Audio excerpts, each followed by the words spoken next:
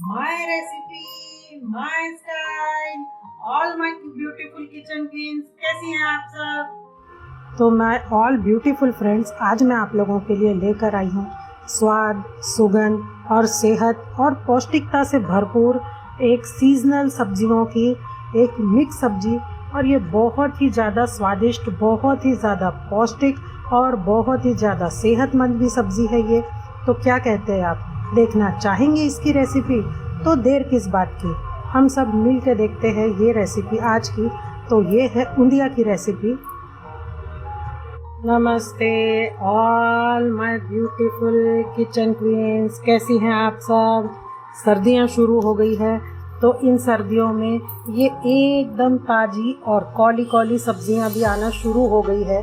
तो आज मैं आप लोगों के साथ में इन्हीं ताज़ी एकदम कौली सब्जियों के साथ में एक बहुत ही टेस्टी वाली रेसिपी बताने वाली हूँ।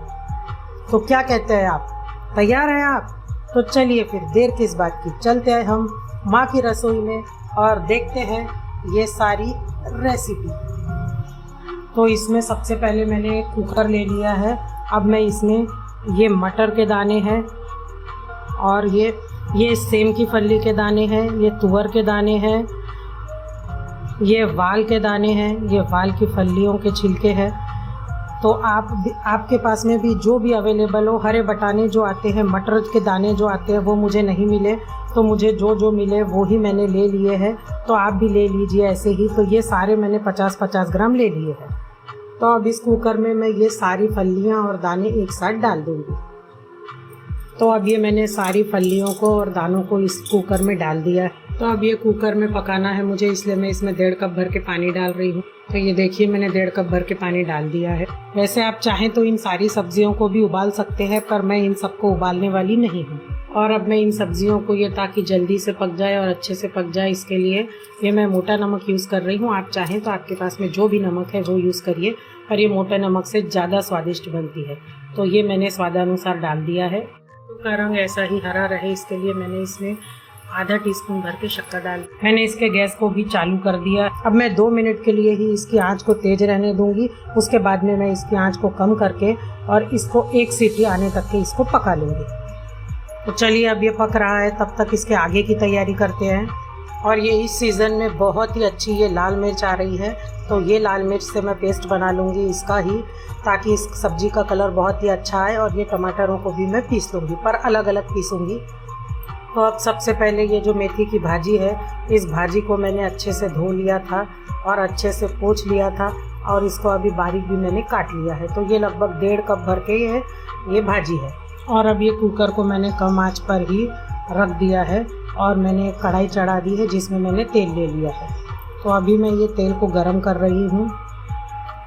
तो अब ये मैंने थोड़ा सा सूरन ले लिया है, ये एक शकरकंदी ले ली है और ये शलगम है।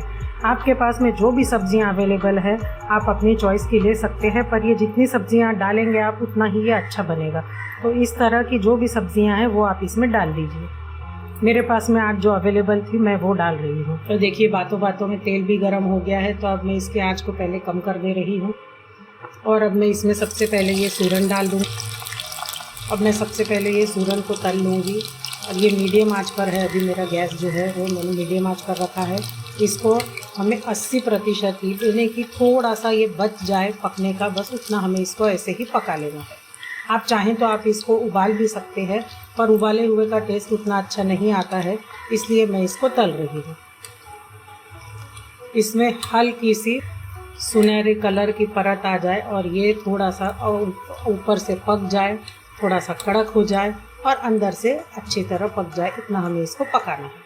और इसको हमें तेज़ आंच पर नहीं पकाना है, इसको हमें मीडियम आंच पर ही, मध्यम आंच पर ही पकाना है। लगभग 5 से 7 मिनट लगेंगे। आपने ये कितनी क्वांटिटी ली है उसके हिसाब से इसका टाइम रहेगा। और साथ में आपने इसके साइज़ कैसा काटा है, मैंने थोड़ा सा मीडियम काटा है, थोड़ा सा मध्यम आकार का ही काटा है, बहुत बारीक मैंने इसको नहीं काटा है। 6 मिनट हो गए हैं इसको पकते हुए। तो अब ये बाहर से अच्छी तरीके से पक चुका है और अंदर से भी पक गया है। हल्की सी कसर इसमें बाकी है, बस हमें इसको पूरा नहीं पकाना है, इसी समय पे हमें इसको निकाल लेना है। तो अब मैं ये शकरकंदी भी इसमें डाल रही हूँ और इसको भी हमें ऐसे ही 80%, जब हल्की सी कसर इसमें बच जाए उतना ही इसको मध्यम आंच पर इसको हमें तल लेना है। तो अब ये भी पक गए हैं, इसको भी मैं निकाल लूँगी और अब ये शलजम को भी मैं ऐसे ही तल लूँगी।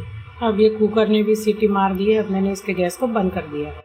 तो अब मैंने ये तीनों को भी एक जैसा ही तल लिया है। अब मैं ये आलूओं को तलने वाली हूँ। इसको भी वैसे ही थोड़ी सी कसर जब बच जाए, बाहर से ये थोड़ा सा कड़क हो जाए, अंदर से अच्छे से पक जाए, तभी तक इसको भी पकाना है। तो अब ये आलू भी ऐसे ही पक गए हैं, तो अब मैं इन आलूओं को भी निकाल लूँगी। तो अब मैं ये कुंदरू और गवार की फली जो है, इन दोनों को एक साथ में ही तल लूँगी। ये बहुत ज़्यादा कौली होती है, इसलिए थोड़ा जल्दी पक जाएगी, तो इसको बस 2 से 3 मिनट ही लगेंगे पकने में। तो अब 3 मिनट हो गए हैं, ये कुंदरू और गवार की फली भी पक गई है। अब मैं इसको भी निकाल लूँगी। और ये मैंने बैंगन लिए हैं, इसको मैंने थोड़ा सा ज़्यादा टुकड़े काटे हैं ताकि ये अच्छी तरीके से पक जाए।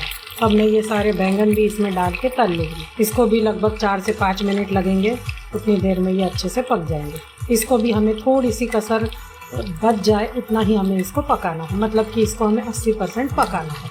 और इसको हमें लगातार हिलाना पड़ेगा क्योंकि ये साइज़ में बड़े हैं, तो ये अच्छे से सब तरफ से पक जाए, इसलिए हमें इसको हिलाते रहना पड़ेगा। मुझे आज ये हरे बैंगन मिले, इसलिए मैंने हरे बैंगन डाले हैं। और हरे बैंगन का इसमें डालने से स्वाद भी बहुत अच्छा आता है। तो आप चाहें तो आप हरे बैंगन डालिए, अगर आपके पास में हरे बैंगन ना हो तो आप जो नॉर्मल बैंगन आते हैं वो बैंगन भी डाल सकते हैं। ये देखिए, ये बैंगन छोटा है तो ये जल्दी से पक गया है, और ये बाकी के बैंगन जो है ये पक रहे हैं। तो जैसे जैसे ये पकते जाएंगे वैसे वैसे मैं इसको निकालती जाऊंगी। मैं ये सारे काम अकेली ही करती हूँ, एक हाथ से शूटिंग करती हूँ और एक हाथ से खाना पकाती हूँ, इसलिए आपको हमेशा मेरा एक ही हाथ दिखता है।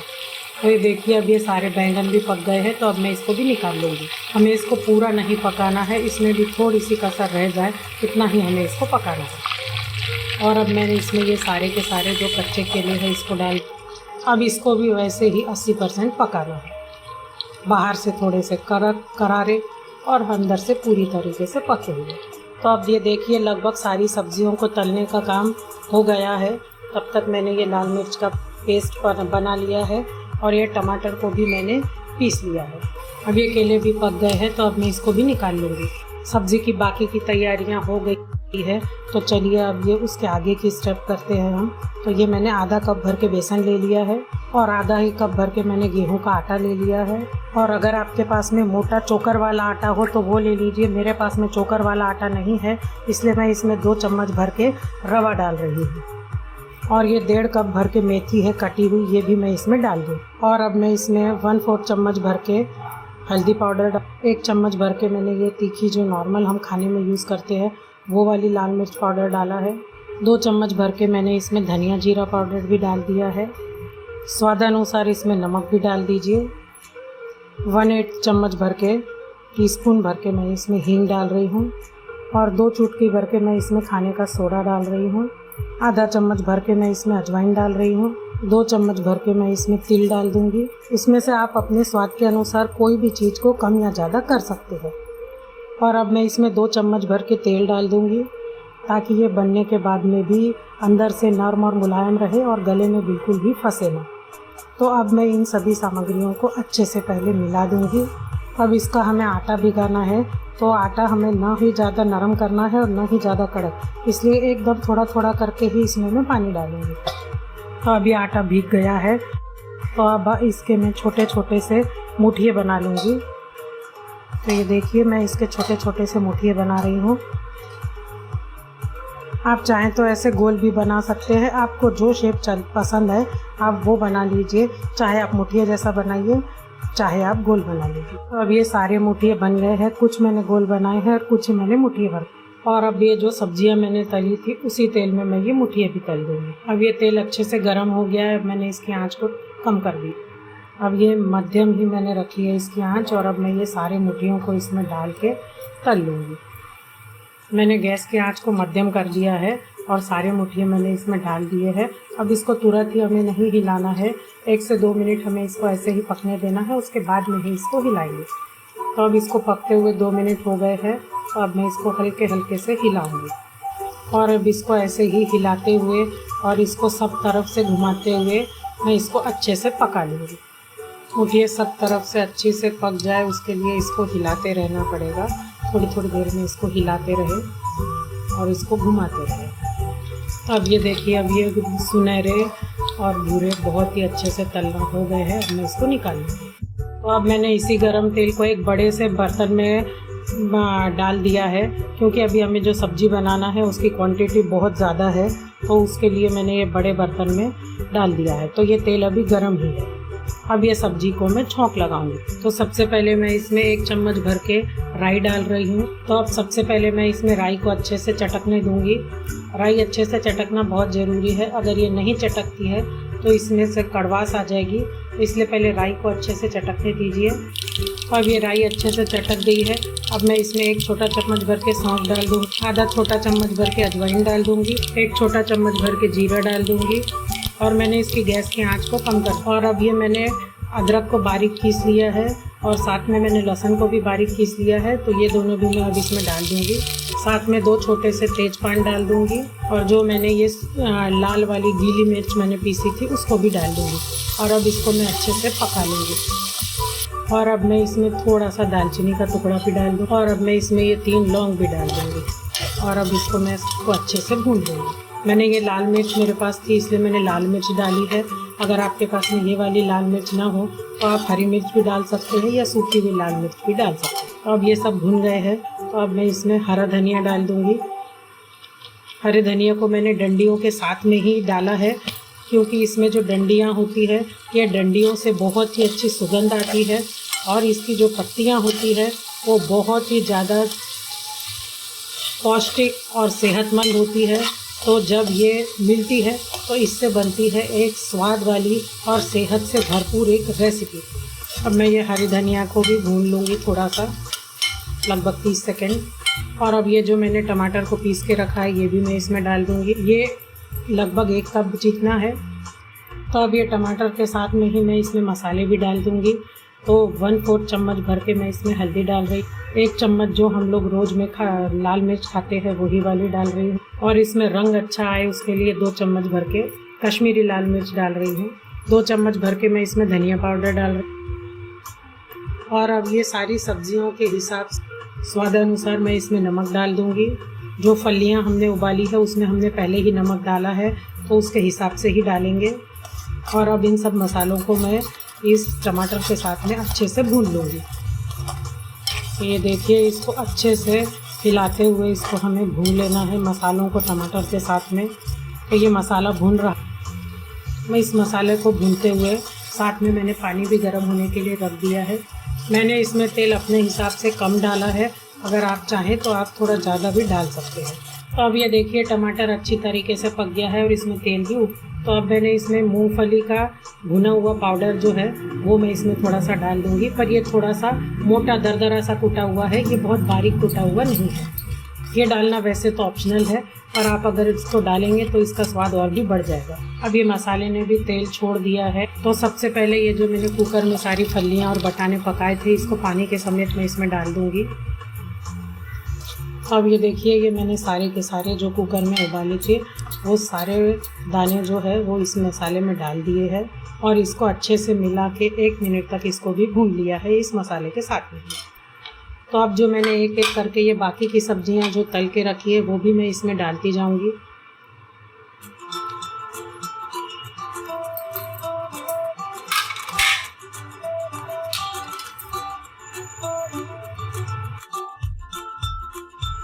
तो ये देखिए, मैं इसमें सारी सब्जियां डाल रही हूँ और अब मैंने इन सारी सब्जियों को इसमें डाल दिया है।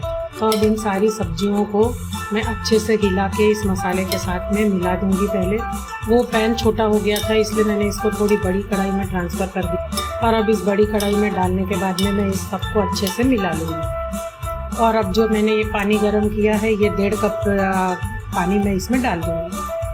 तो अब इसको मैंने जो थोड़ी सी हल्की सी कसर रहने दी थी सारी सब्जियों में वो इन मसालों के साथ में पकने दूँगी। तो अब इस समय पर अगर आपके पास में उंदिया मसाला है तो आप उंदिया मसाला डाल दीजिए, नहीं तो गरम मसाला भी आप इसमें डाल सकते हैं। अब इस मसाले को भी मैं इसमें अच्छे से मिला दूँगी और अब इन सारी सब्जियों को लगभग 3 से 4 मिनट तक पकने दूंगी ऐसे ही। अभी मैं इसको खुला ही पका रही हूँ। 3 से 4 मिनट हो गए हैं। तो अब मैं इसमें नींबू का रस डाल रही हूँ, लगभग 1 नींबू का रस डाल रही हूँ। आप चाहें तो इमली भी डाल सकते हैं या फिर अमचूर भी डाल सकते हैं। और इसी के साथ में मैं इसमें 1 चम्मच भर के गुड़ का पाउडर है मेरे पास, ये डाल रही हूँ। आप चाहें तो आप शक्कर भी डाल सकते हैं। तो गुजराती आइटम हो और खट्टा मीठा ना हो ऐसा तो हो ही नहीं सकता, तो इसलिए इसमें खट्टा मीठा ज़रूर से डालिए। अब मैंने इसकी गैस की आंच को कम कर दिया है और अब मैं कम आंच पर इसको 3 से 4 मिनट और पका लूँगी। अब मैं कुछ मुट्ठियों को ऐसे हाथों से तोड़ रही हूँ। तो अब मैंने ये जो मुट्ठियों को तोड़ा है इसको भी इस रसे में डाल दूँगी,